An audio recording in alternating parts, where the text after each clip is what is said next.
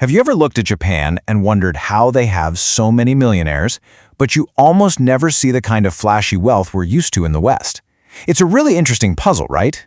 So many of us are stressed about money, kind of living paycheck to paycheck, while there's this whole other culture of quiet, almost invisible wealth being built one generation after the next. And this really gets to the heart of it.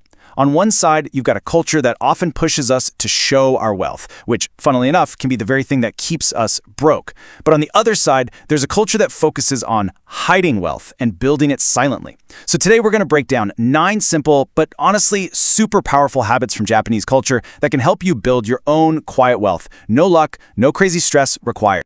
All right, so the first step, it's not about trying to earn more or cutting out everything you love. It's way simpler. It's just about seeing where your money is actually going. I mean, think about it. You can't fix a leak if you don't even know it's there. So let's dive in with a habit called Kakeibo. Now, it's basically a simple money journal, but here's the magic trick. You have to write everything down by hand. Yeah, I know, there's an app for literally everything. But the physical act of putting pen to paper forces you to be conscious of your spending in a way that just tapping on a screen never will. It makes it feel real. The whole Kakeibo thing is built around these 4 super simple questions. But check out that last one. How can I improve? It's not, how can I be perfect, or why did I spend so much?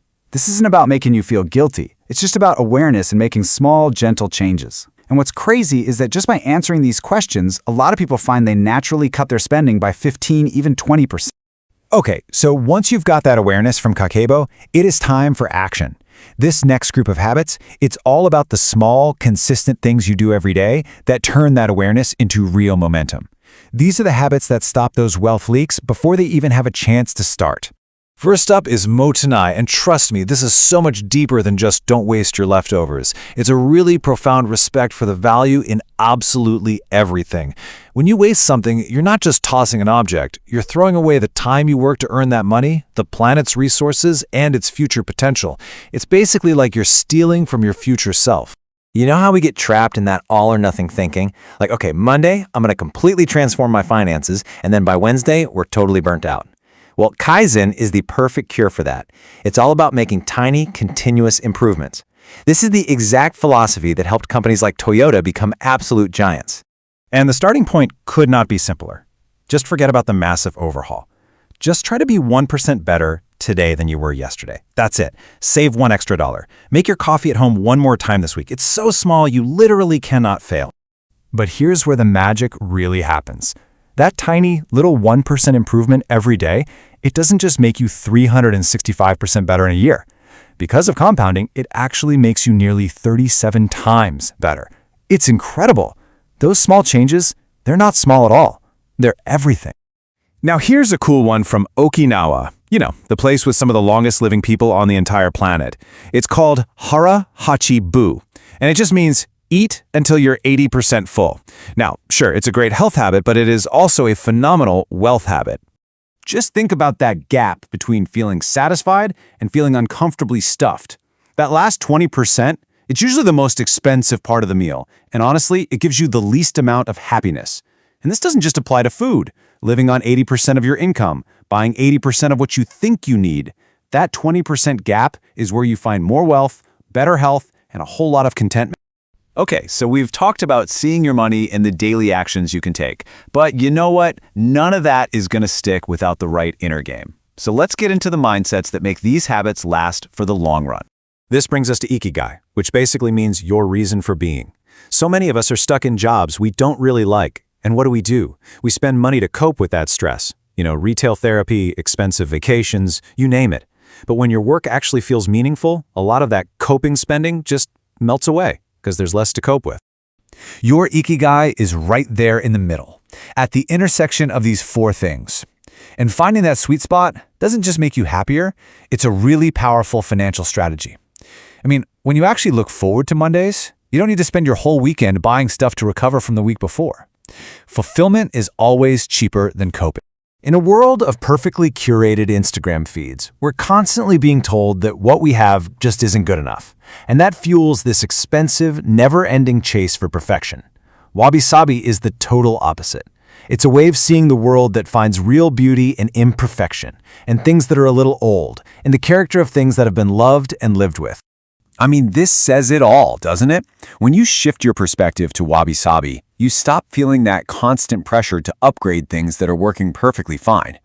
Contentment truly is the foundation of wealth, and comparing yourself to others is its greatest enemy.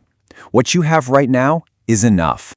Let's be honest, we live in an age of instant gratification. Buy now, pay later, same-day delivery. That muscle we have for delaying gratification, it's gotten pretty weak. Galmine is the workout for that muscle. It's the ability to sit with a desire, or even a discomfort, without immediately trying to fix it with a purchase. And here's how you can actually practice Grammin. Before you make any non-essential purchase, just wait. Write it down on a list and give it 30 days. You will be absolutely amazed at how many of those "I must have this right now" feelings just disappear with a little bit of time.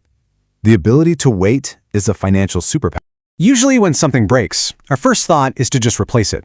Ken Sukaroi offers such a beautiful alternative. It's this incredible art of repairing broken things, often with gold, in a way that actually highlights the repair. It makes the cracks part of the object's unique story. The breaks become this celebrated, valuable part of its history. And, beyond the beautiful philosophy, the math is just undeniable. Choosing to maintain and repair things instead of constantly replacing them is one of the biggest financial shifts you can possibly make. Look at these numbers. The savings over time are absolutely staggering. A repaired object has more character, and it leaves way more money in your wallet. And this brings us to our final, and maybe the most important habit, shogunai. It's a phrase that means it cannot be helped. Now, this isn't about giving up. It's about strategic acceptance. It's about letting go of all the stress that comes from things you have absolutely no power to change. So much of our financial stress comes from obsessing over things we can't control, right? The stock market, other people's success, mistakes we made years ago. By saying shogunai to those things, you free up all that wasted energy. And then you can pour it into the things you can control. Your spending today, your savings rate, your daily habits. That controllable space is where all wealth is built. So there you have it. 9 habits that all work together to build this incredible foundation of quiet, sustainable wealth. From the awareness you get with Kaikeibo to the power of tiny steps with Kaizen, all the way to that crucial mental focus of shogunai. Each one is just a simple tool, but when you put them together, they're truly transformative. But listen, the key is not to try and master all 9 of these at once. That's the old, overwhelming way of doing things. The Kaizen way is to just pick one. Start ridiculously small. Go buy a notebook for Kakabo. Decide to wait 30 days on just one thing you want to buy. So, the question is, which one habit will you choose to start with today?